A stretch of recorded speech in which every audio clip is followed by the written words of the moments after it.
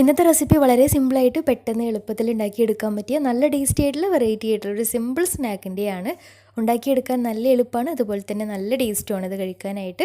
അപ്പോൾ കുട്ടികൾക്കൊക്കെ സ്നാക്സ് ബോക്സിലൊക്കെ ഉണ്ടാക്കി കൊടുക്കാനും പെട്ടെന്നൊക്കെ ഒരു ഗസ്റ്റൊക്കെ വരികയാണെങ്കിലൊക്കെ സിമ്പിളായിട്ട് ഉണ്ടാക്കിയെടുക്കാൻ പറ്റിയ ഒരു അടിപൊളി പലഹാരമാണ്. തീർച്ചയായിട്ടും ട്രൈ ചെയ്ത് നോക്കുക. അപ്പോൾ എങ്ങനെയാണ് ഈ ഒരു സ്നാക്ക് തയ്യാറാക്കുന്നതെന്ന് നോക്കാം. അപ്പോൾ ഈ ഒരു പലഹാരം തയ്യാറാക്കി എടുക്കാൻ വേണ്ടിയിട്ട് ആദ്യം തന്നെ ഒരു ബൗളെടുത്ത് അതിലേക്ക് 2 കോഴിമുട്ട പൊട്ടിച്ചൊഴിക്കാം.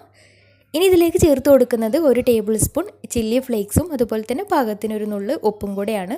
മല്ലിയില കയ്യിലുണ്ടെങ്കിൽ കുറച്ച് മല്ലിയില അരിഞ്ഞിട്ട് ചേർത്ത് കൊടുക്കാം. അതേപോലെ കറിവേപ്പില ഉണ്ടെങ്കിൽ കറിവേപ്പിലയും ചെയ്ത് കൊടുക്കാം. ഞാനിപ്പോൾ സിമ്പിളായിട്ടുള്ളൊരു മിക്സിംഗ് ആണ് ഉണ്ടാക്കിയെടുക്കുന്നത്. നന്നായിട്ട് മിക്സാക്കി എടുത്തതിന് ശേഷം ഇനി മാറ്റി വെച്ചിട്ട് ഇനി ഇതിലേക്ക് വേണ്ടത് ബ്രെഡ് വെച്ചിട്ടാണ് ഈ ഒരു സ്നാക്ക് ഉണ്ടാക്കിയെടുക്കുന്നത്. അപ്പോൾ ബ്രെഡ് ഇതുപോലെ 3 ആക്കിയിട്ട് കട്ട് ചെയ്തെടുക്കുന്നുണ്ട്. 3-4 ഒരുമിച്ച് അട്ടിക്കാക്കി വെച്ചിട്ട് ഇതുപോലെ പീസാക്കിയിട്ട് കട്ട് ചെയ്തെടുക്കാം.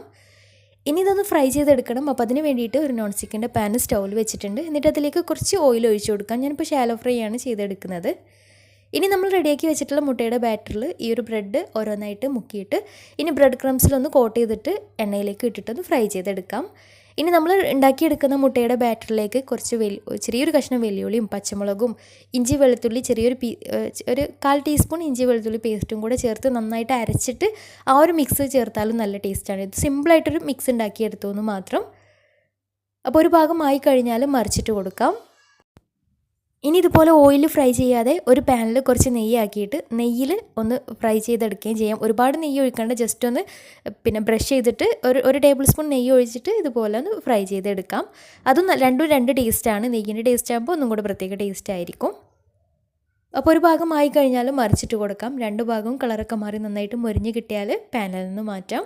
അപ്പോൾ ബ്രെഡ് ക്രംസിലൊക്കെ കോട്ട് ചെയ്തെടുത്തത് കാരണം നല്ല ക്രിസ്പി ആയിട്ട് പുറം ഭാഗമൊക്കെ നല്ല ക്രിസ്പി ആയിട്ടാണ് ഉണ്ടാവുക. നല്ല ടേസ്റ്റുമാണ് ഇത് കഴിക്കാനായിട്ട്. സിമ്പിളായിട്ട് പെട്ടെന്ന് ഉണ്ടാക്കിയെടുക്കുകയും ചെയ്യാം. പിന്നെ നമുക്ക് മുട്ടയുടെ ബാറ്റർ നേരത്തെ പറഞ്ഞ പോലെ നമുക്ക് ഇഷ്ടമുള്ള രീതിയിൽ ഉണ്ടാക്കിയെടുക്കുകയും ചെയ്യാം. ഇത് സിമ്പിളായിട്ടുള്ളൊരു മെത്തേഡിലാണ് ചെയ്തിട്ടുള്ളത്. അപ്പോൾ തീർച്ചയായിട്ടും ട്രൈ ചെയ്ത് നോക്കുക. ട്രൈ ചെയ്തിട്ട് നിങ്ങളുടെ ഫീഡ്ബാക്ക്സ് താഴെ കമൻറ്റ് ബോക്സിൽ അറിയിക്കാൻ മറക്കരുത്. അപ്പോൾ ഇന്നത്തെ വീഡിയോ ഇഷ്ടമായെന്ന് വിചാരിക്കുന്നു. ഇഷ്ടമെങ്കിൽ ലൈക്ക് ചെയ്യുക, ഫ്രണ്ട്സ് റിലേറ്റീവ്സിനൊക്കെ ഒന്ന് ഷെയർ ചെയ്ത് കൊടുക്കാനും മറക്കരുത്. അപ്പോൾ നല്ല അടിപൊളി വീഡിയോയുമായി വീണ്ടും വരാം. അതുവരെ take care, bye, thank U.